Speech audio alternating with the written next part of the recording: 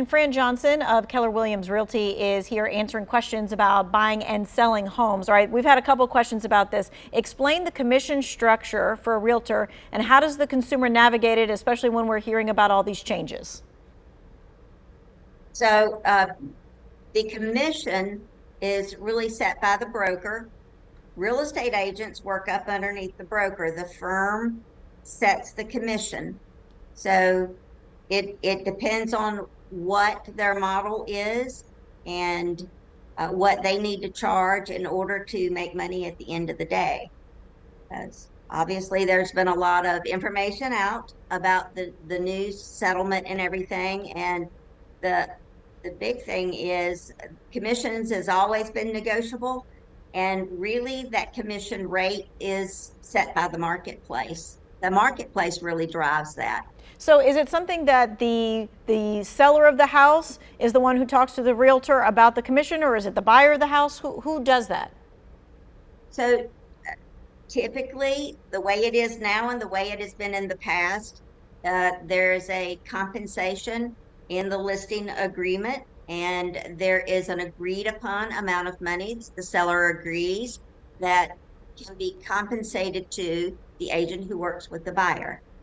So we've always disclosed that. That's really not going to change. We've been practicing that for many years in North Carolina, so that's not going to change.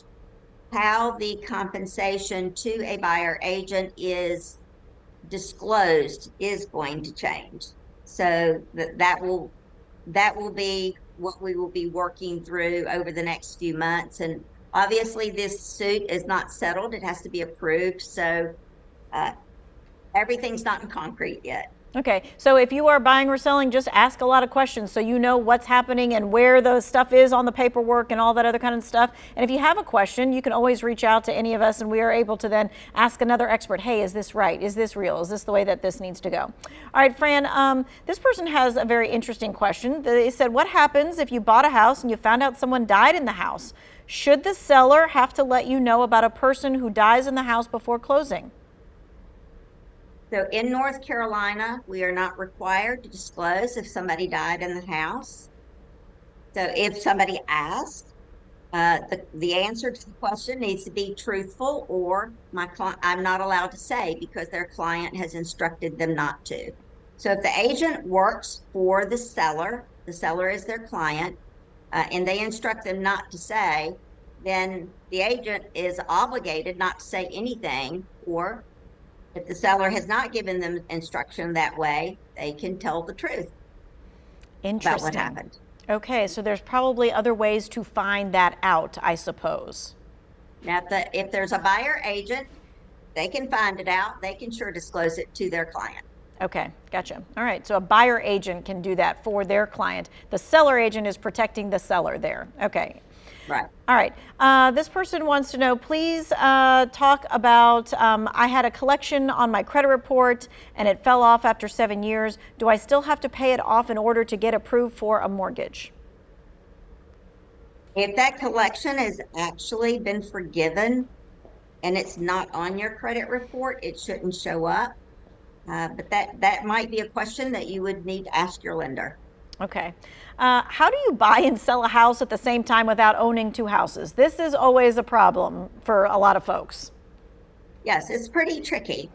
And one of the things that you can do is make a contingent offer. That contingent offer is contingent on you selling your house. We do have contracts where we can do that, but typically you would need to put up a good bit of non-refundable money for a seller to take their house off the market long enough for you to sell yours. So that's one way that you can do it. And the other way is to have a plan B, and that's sell your house and have a plan B of a place to park while you look for another house. Okay, we've got 1 minute. Should you go through a realtor to buy land if you want to build a home? You can certainly buy the land on your own, but it's always a good idea to use a realtor, especially if you don't know the ins and outs of what you need to look for in buying land. If it has city utilities, what are the restrictions if you're buying in a neighborhood? If it's out in the county, do you have water? Do you have sewer? Do you need a well? Do you need a septic? And how do you get all those things answered before you buy the land and find out you can't put septic on that piece of property? Good to know. All right. Thank you so much, Fran. We appreciate your time and your expertise. If you missed any of this, you can watch pieces and parts of the interview in the Who Wants to Know section on our website.